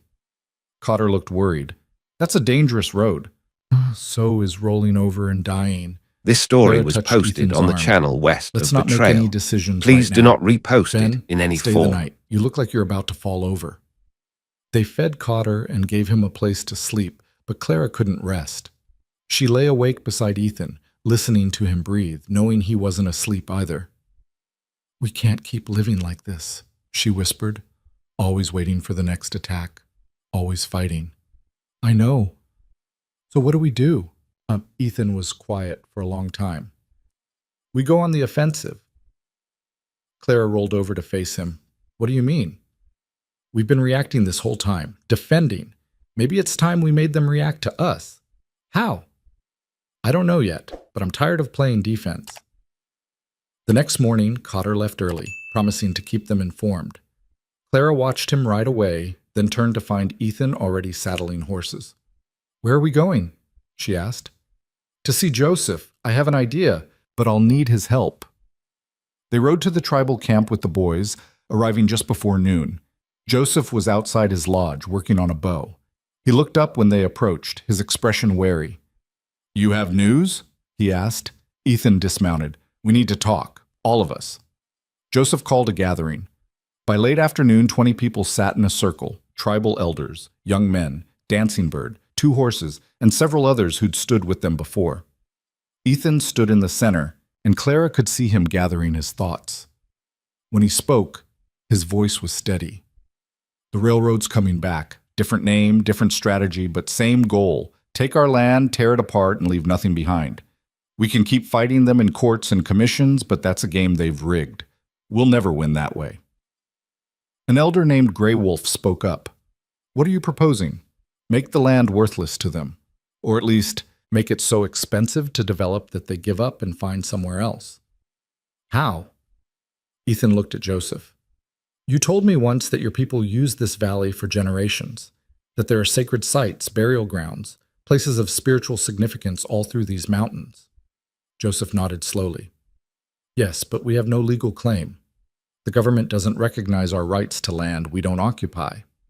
"What if you did occupy it? What if we built something here, a permanent settlement, a community, that proved ongoing use and cultural significance?" Dancing Bird leaned forward. "You want us to move here? Live on this land?" "Not all of you, but enough to establish presence, enough to make any development legally complicated. If this becomes a living cultural site, the railroad can't just bulldoze through. They'd face federal scrutiny, tribal affairs bureaucrats, endless delays." Grey Wolf shook his head. "The government has broken every promise they ever made to us. Why would this be different? Because this time we have witnesses, reporters, public attention, and we're not asking for permission, we're just doing it." 2 horses grinned. "I like this plan." But others were skeptical. The discussion went on for hours, voices rising and falling, arguments circling back on themselves.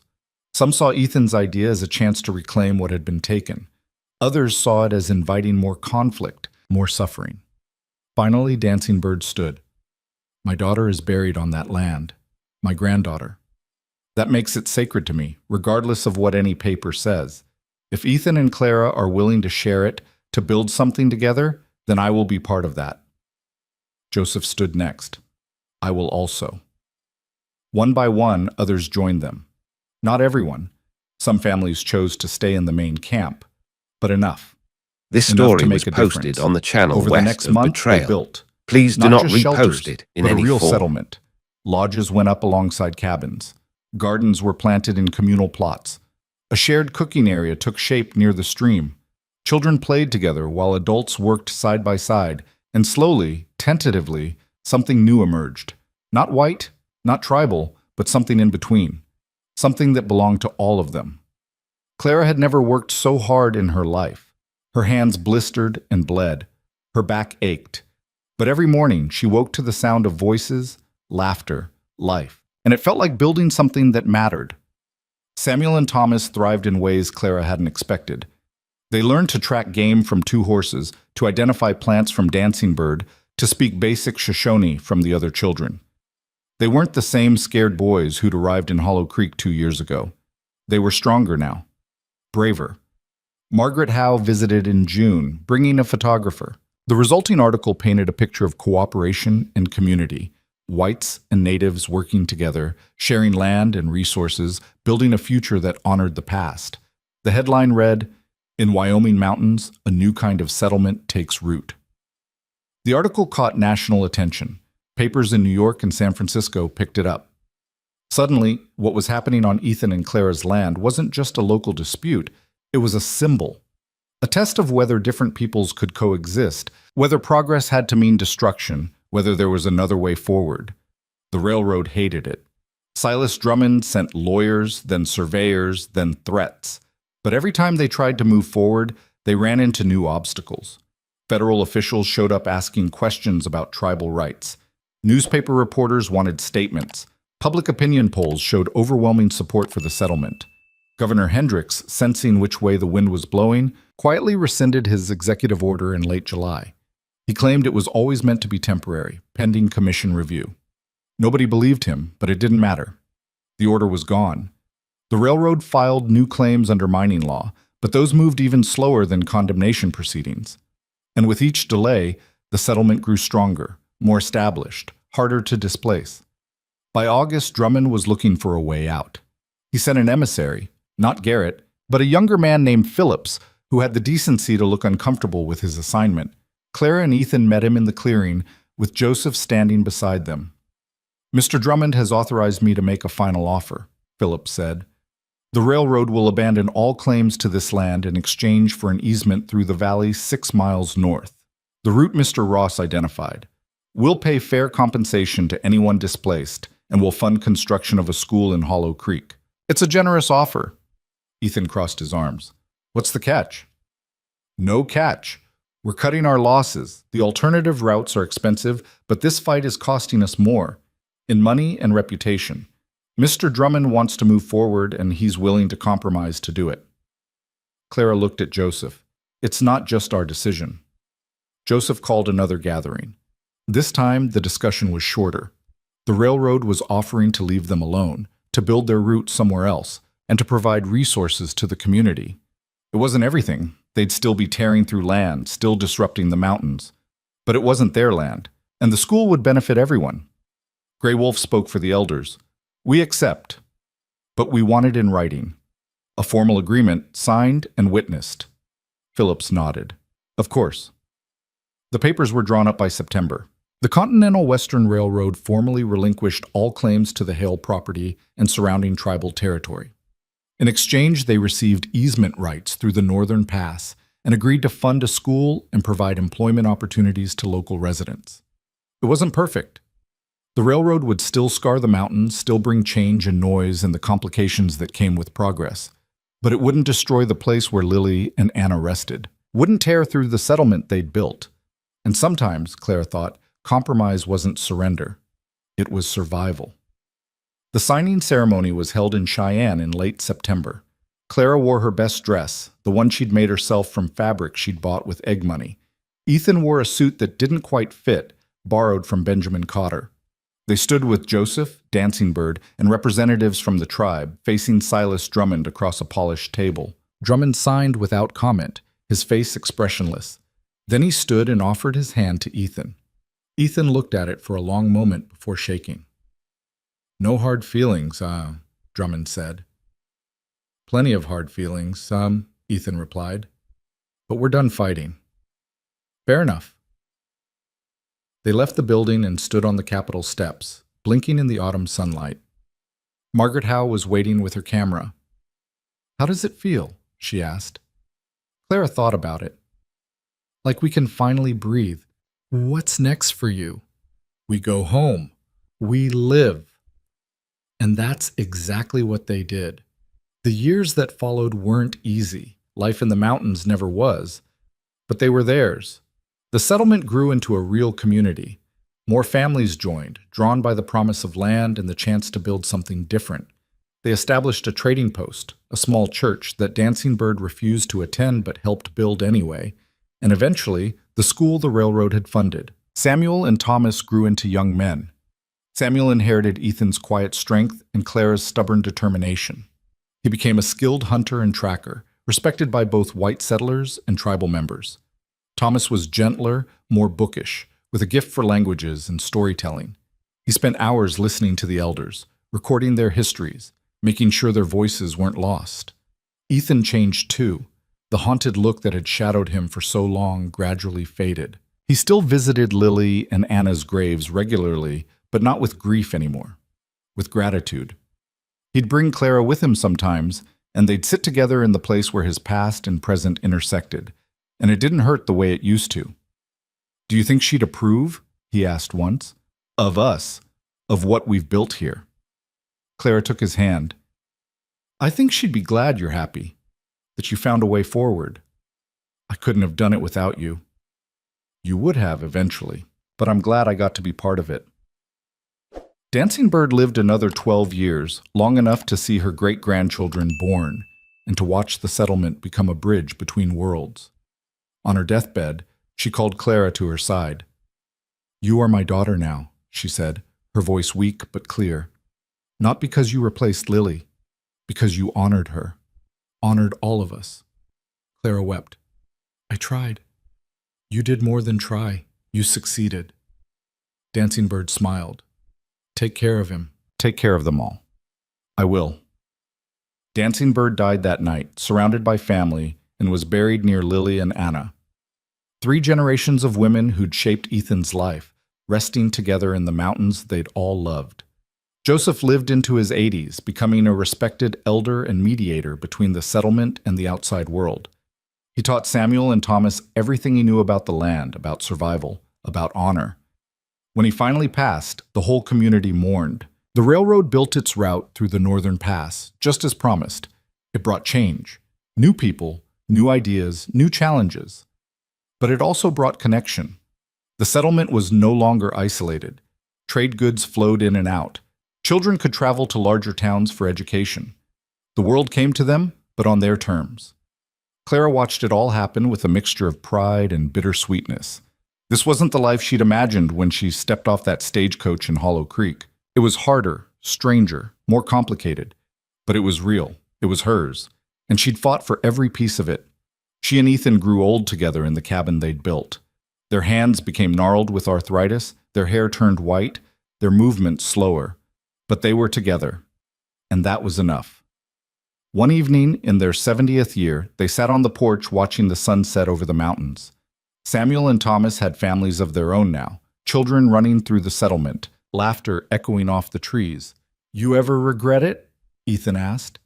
It was a question he'd asked before, years ago, but the context was different now. Clara thought about the woman she'd been, desperate, grieving, clinging to survival by her fingernails. She thought about the battles they'd fought, the losses they'd endured, the victories they'd earned. "Not for a second," she said. "Even the hard parts?" "Especially the hard parts. They made us who we are." Ethan took her hand, his grip still strong despite the years. "I love you, Clara Hale. Have I told you that today?" "Only twice, but I never get tired of hearing it." They sat in comfortable silence, watching the light fade from the sky. Somewhere in the settlement, someone was playing a fiddle. Children's voices rose in song, mixing English and Shoshone in the way that had become normal here. "We built something good," Ethan said quietly. "We did. It'll outlast us." Clara smiled. "That's the point." And it did outlast them. Long after Ethan and Clara were gone, buried near Lily and Anna this in the story place was they'd all fought posted to on the protect, channel west of the the settlement trail. remained. Please do not It grew repost and it in any changed and form. adapted, but the core stayed the same.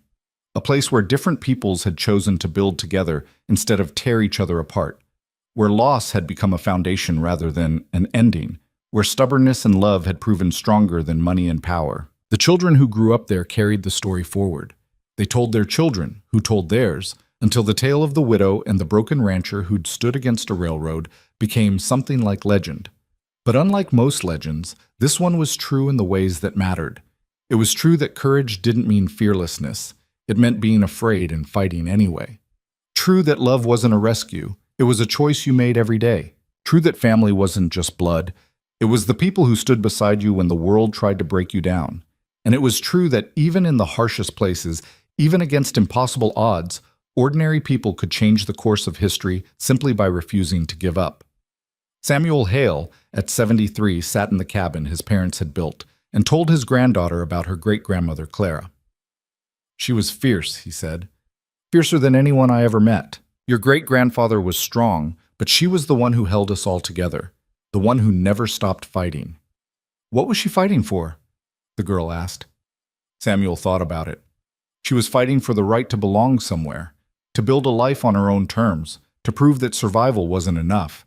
You had to live, really live. Did she win? Samuel looked around the cabin, at the settlement visible through the window, at the life his family had built here over 3 generations. "Yeah," he said, "she won. And in the mountains where Lily and Anna and Dancing Bird and Clara and Ethan all rested beneath the pines, where the wind still moved through the trees and the creek still ran cold and clear, their victory remained. Not perfect, not permanent, but real. Real in the way that mattered most, in the lives they'd touched, the community they'd built, and the stubborn, enduring truth that some things were worth fighting for, no matter the cost. Because in the end, that's what it all came down to. Not whether you won every battle, but whether you fought the ones that mattered. Not whether you had an easy life, but whether you built one worth living. Not whether you escaped pain, but whether you transformed it into something that could sustain you and everyone who came after." Clara Whitmore Hale had come to Wyoming desperate and alone, bound for a marriage that looked like a funeral. She'd fought railroads and governors and her own doubts. She'd lost sleep and money and peace of mind. She'd been arrested, threatened, burned out, and pushed to the edge more times than she could count. But she'd also found love, built a family, created a community, and proved that even the most broken among us can heal if we're willing to do the work, to open our hearts, to stand for something bigger than ourselves. That was the legacy she left behind, not in monuments or written histories, but in the way her descendants lived, with courage, with compassion, with the bone-deep certainty that they belonged to this place and it belonged to them. And on quiet evenings when the wind moved just right through the valley, when the light hit the mountains in that particular way that made everything look golden and eternal, you could almost hear her voice, stubborn and certain, echoing across the years. "We built something here. We fought for it. We earned it. And it's ours. Forever."